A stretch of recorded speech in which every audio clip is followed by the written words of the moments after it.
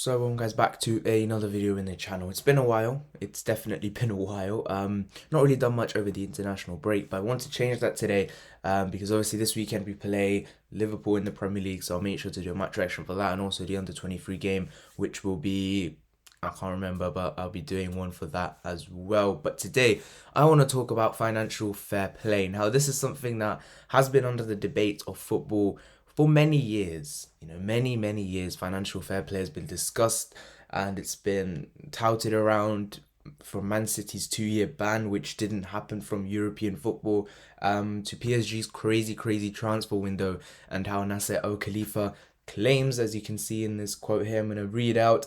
He said that we know the rules of financial fair play, we always follow the regulations, but do they? A lot of corruption has been linked to financial fair play, and I want to explain to you guys how it actually works. And due to this graph here, how much Arsenal can actually spend under financial fair play. I always want to link it back to Arsenal because ultimately that's what we're trying to achieve at the moment. So before we look into that graph, I want to explain what financial fair play actually is, because a lot of people see financial fair play as something that, look, this is it's a spending cap. Essentially, it's a spending cap in football, and people see it as something that restricts spending as such. Now, that is not entirely the case, because as we've seen from Chelsea this season, they spent over £100 million, and they spent it on Romelu Lukaku, big signing, 100 million outlay like that. But how did they cover the cost of that?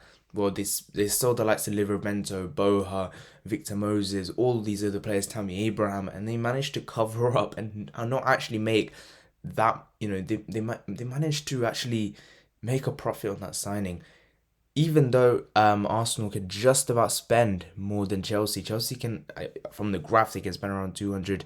It's about 241 million. The graph is quite small on my screen. So look, let's go over what financial fair play actually is. So it was introduced by UEFA in 2009 to improve the overall financial health of European club football. Now, when it says overall health, I know what it's trying to say. It's trying to say, look, we don't want owners going out there spending ridiculous amounts of money. For example, Newcastle. They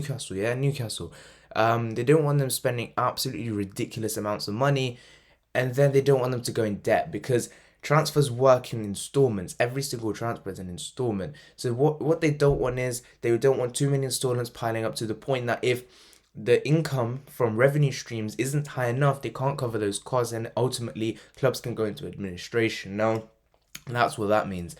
FFP's main objective is to prevent clubs from spending more than they can earn in revenues, exactly what I've just said. It also aims to prevent clubs from getting into financial trouble that could affect their long-term survival. Essentially, FFP is a regulatory tool to prevent clubs from spending more than their stipulated budget, which could inadvertently plunge them into debts, exactly what I just said.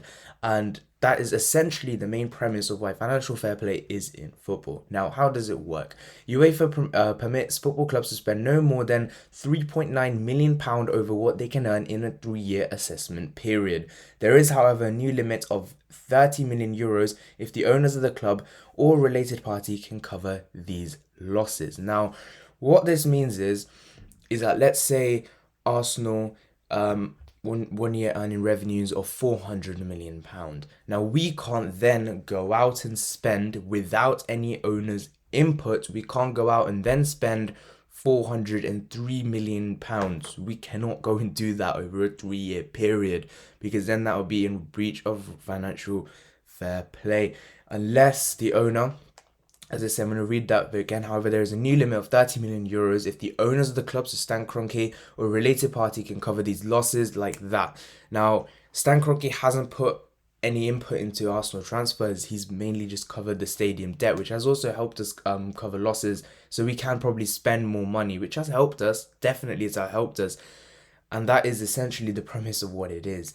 Now, what is counted under these financial fair play regulations? To comply with the financial fair play regulations, the Club Financial Control Body, which is the CFCB, stated that only a club's outgoings in the area of transfers, employee benefits, including wages, amortization of transfers, financial costs, and dividends will be included. It would not include revenue from gate receipts, TV revenue, advertising, merchandising, or money spent on infrastructure, training facilities, or youth development. Now, last few bits, training facilities or youth development, that does not count under FFP, which is why clubs like Manchester City and Chelsea are doing they're doing lots of money to improve the youth academy systems. You see how many players are on loan at Chelsea and how many of them are doing so well at the moment. Even the ones that have already left Chelsea, like Declan Rice, maybe Tariq Lamptey, the ones that have left Chelsea, but and now we're doing very well at other clubs, and that's all because of their youth development. Manchester City have done a very similar thing over the past few years, improving their youth development, and I'm trying to do a very similar thing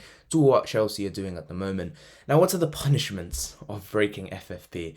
Now, the football clubs are found to have breached the FFP will face a total of 8 separate punishments. Here, how they are ranked based on the nature of the violation.